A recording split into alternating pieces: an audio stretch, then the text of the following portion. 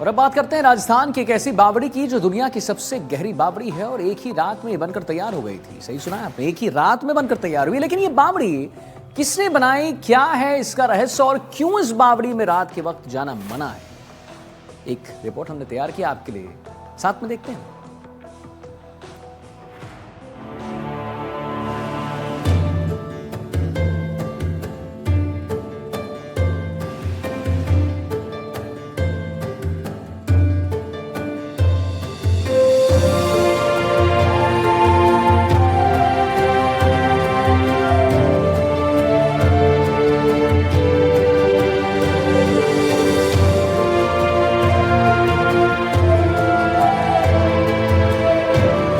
बांदीकुई शहर से 5 किलोमीटर दूर स्थित आभानेरी गांव में चांद बावड़ी पर्यटक स्थल स्थित है, जिसका शुरुआती नाम आभा नगरी था, लेकिन कालांतर में इसका नाम बदलकर आभानेरी कर दिया गया।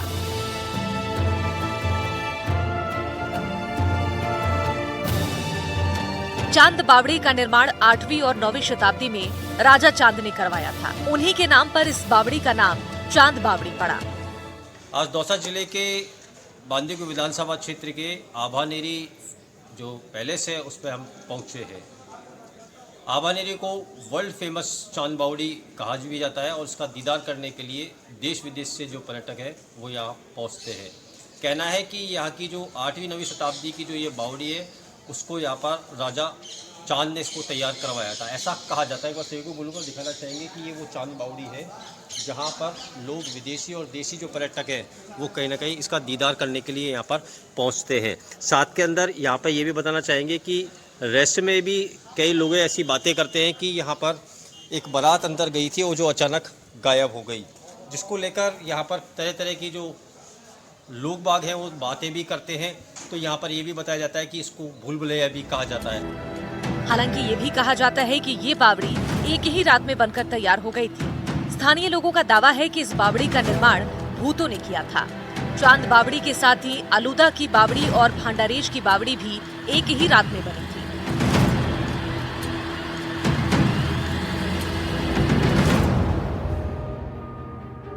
राजस्थान के दौसा जिले के बांदीकुई विधानसभा क्षेत्र में स्थित विश्व प्रसिद्ध आभानेरी की चांद बावड़ी देश और विदेश के पर्यटकों के लिए आकर्षण का प्रमुख केंद्र बनी हुई है।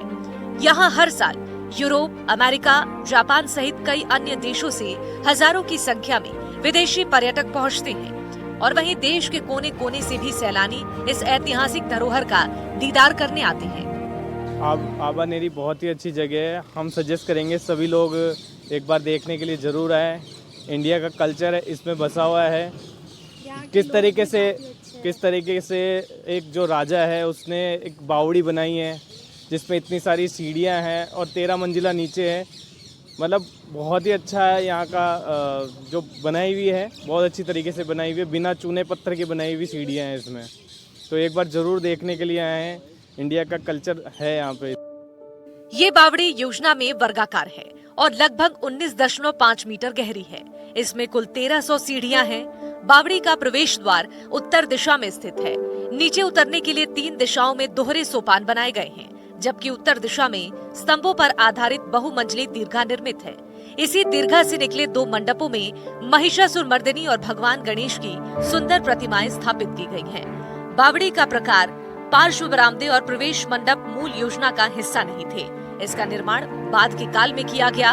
वर्तमान में इस ऐतिहासिक धरोहर की देखरेख भारतीय पुरातत्व सर्वेक्षण ASI जयपुर मंडल द्वारा की जा रही है।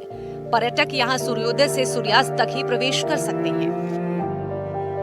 This is only one square, जिसकी लंबाई और इसकी चौड़ाई बराबर है। तो लगती ऐसी है कितनी गहरी बावड़ी है, पर है सिर्फ और सिर्फ 19.5 मीटर। अब ये कैसे मान के चले 19.5 मीटर है? हर एक जो लेवल है 5 फीट का है। तो 1 2 3 4 5 6 7 8 9 10 11 12 13। अब 13 को जब 5 से गुणा करेंगे तो 13 5 65 फीट, और 65 फीट को आप कन्वर्ट करेंगे मीटर में तो 19.5 मीटर।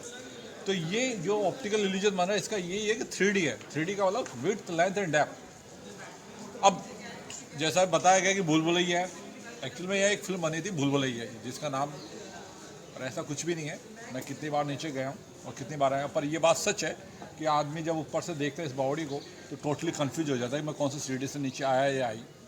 लेकिन अब चूँकि गवर्नमेंट प्रॉपर्टी है, नेशनल प्रॉपर्टी है, government of India, ministry of culture के अधीन आता है ये, ऐसा ही उसकी ये नया बावड़ी है। अब ये क्या है कि 6 साल पहले टिकट शुरू कर दिया, टिकट शुरू होने के बाद इसकी वैल्यू बढ़ गई। चांद बावड़ी के समीप स्थित हर्षद माता मंदिर भी पर्यटकों के लिए आकर्षण का केंद्र है। इस विशाल मंदिर का निर्माण भी चौहान वंशीय राजा चांद ने 8वीं और 9वीं शताब्दी में करवाया था। महामेरु शैली में निर्मित ये पूर्वाभिमुख मंदिर दोहरी जगती पर स्थित है। मंदिर के गर्भगृह और मंडप की बाहरी दीवारों पर हिंदू देवी देवताओं की सुंदर प्रतिमाएं उत्कीर्ण की गई हैं, जो धार्मिक और लौकिक जीवन के दृश्य को दर्शाती हैं। 8वीं 9वीं शताब्दी के ये जो पिलर्स हैं जो आप देख रहे हैं ये उस समय के हैं। क्या कहेंगे कि 12 दरी 12 दरवाजे हैं। क्या कहेंगे कि लोग बाग तो अनुमान ये भी लगाते हैं कि साहब 12 दरवाजों के अंदर से एक साथ भूल भुलैया भूल भी जाते हैं। क्या कहेंगे इसमें? नहीं, ऐसा कुछ भी नहीं है। 12 दरवाजे का मतलब 12 दरी, जिसको आप पवेलियन बोल सकते हो, मंडप जिसको बोलते हैं हिंदी में। तो ये क्या काम आता था उस ज़माने में। आज भी नेचुरल एयर कंडीशनिंग आप महसूस कर सकते हो। पहले क्या होता था कि जब कारवा निकलता था, जिप्सी निकलती थी, एक जगह दूसरी जगह को जब लोग मूव करते थे, रुकते थे, ठहरते थे, तो उनके लिए आरामगाह के लिए जगह थी। तो एक तो ज़मीन के नीचे ये जगह, गौर करने वाली बात है, एक तो ज़मीन के नीचे है, दूसरा वाटर लेवल से ऊपर है। तो हर मौसम में ये ठंडा रहता है, खासतौर से गर्मियों में। मई और जून के महीने में जब 40 से ज़्यादा टेम्परेचर होता है उत्तर भारत में, तो जैसे जैसे हवाएं चलेंगी पानी के संपर्क में आने में ठंडी हो जाएगी। तो ये जो हिस्सा है, ये बोलचाल की भाषा में इसको बोलते हैं 12 दरी और मंडप, जो रुकने ठहरने के लिए काम में लिया जाता। पहले क्या होता था, जैसे मैंने बताया कि आम लोग तो रुकते थे वो कॉरिडोर में ऊपर, और ये उन लोगों के लिए थे जो आम लोगों से खास लोग होते थे, जो रॉयल फैमिली से जुड़े थे। आभानेरी चांद बावड़ी के बरामदे में 8वीं से 9वीं शताब्दी की कई खंडित मूर्तियां संरक्षित हैं। स्थानीय मान्यताओं के मुताबिक मोहम्मद गजनवी के आक्रमण के समय मंदिरों की मूर्तियां खंडित कर दी गई थी, जिन्हें बाद में सुरक्षित कर यहाँ रखा गया। आज भी ये मूर्तियां पर्यटकों के लिए आकर्षण का केंद्र बनी हैं।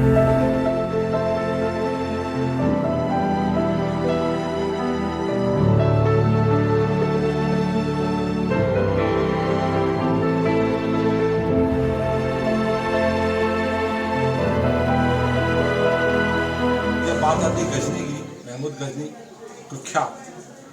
कुख्यात इसलिए कि उसने उसके समय में कई अच्छे मंदिर थे जिनको तहस नहस किया। हिंदू मूर्ति पूजा के उपासक हैं। जो मुस्लिम आक्रांता है हिंदुस्तान में लूटपाट करने के उद्देश्य से, तो जो अच्छे मंदिर थे उनको तहस नहस कर दिया। जो साथ में जो मंदिर है वो भगवान विष्णु का ही था, उसको तोड़ दिया गया। तो ये उसी मंदिर की मूर्तियाँ हैं। अभी जैसे मैंने जिक्र किया गजनी का, तो एक बुक्स है steps of Rajasthan, name of the books, उसमें लिखा गया है कि next to temple demolished by Muslim invaders by Mahmud Ghazni in 11th century. तो ये देखो आप, त्रिमूर्ति, ब्रह्मा, ये विष्णु और ये शिव।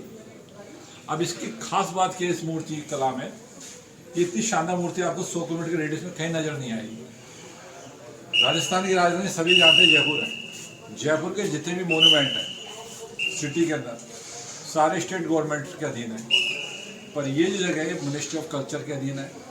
और मैं नहीं समझता कि वो ज़्यादा दिन दूर नहीं है कि जिस दिन ये वर्ल्ड हेरिटेज साइट घोषित कर दिया जाएगा। हाँ, इसको भूल भुलैया भी कहते हैं, क्योंकि अगर एक बार आप जिस सीढ़ियों से आप नीचे जाएंगे ना, आप दोबारा उन्हीं सीढ़ियों से ऊपर नहीं आ सकते उसमें। तो ये भी एक मिस्टीरियस जगह है कि आप मतलब नीचे जाएंगे ना जैसे, तो भूल भुलैया टाइप बना हुआ है वैसे, तो आप उसी सीढ़ियों से वापस नहीं आ सकते ऊपर। कई बार कई लोग इसके नीचे गए और वो वापस भी नहीं आए, और ऐसा भी सुना गया है हमने कि ये भूतों ने बनाई हुई बावड़ी है, ऐसा कुछ सुना है हमने। तो मैंने सुना है जैसे कि 35,000 सीढ़ियाँ हैं इसमें, भूल भुलैया टाइप का एरिया है पूरा। और मतलब जितने भी ओकेजन्स होते थे वो यहीं पे सारी चीज़ें मतलब डेकोरेट किया जाता था इसी एरिया को। और मतलब काफ़ी अच्छी हिस्टोरिकल जगह है और यहाँ के लोग भी काफ़ी अच्छे हैं। तो भूल भुलैया जैसा ही है। हमने देखा कि जैसे नीचे जाने के बाद उसी सीढ़ियों से वापस नहीं आ सकते, तो वो चीज़ें भी देखी। स्थानीय लोग चांद बावड़ी को भूल भुलैया भी कहते हैं। मान्यता है कि जिस सीढ़ी से कोई व्यक्ति नीचे जाता है, उसी सीढ़ी से वापस आना आसान नहीं होता है। एक अन्य मान्यता के मुताबिक चांदनी रात में जब चंद्रमा की रोशनी बावड़ी पर पड़ती है, तो पूरी बावड़ी जगमगा उठती है।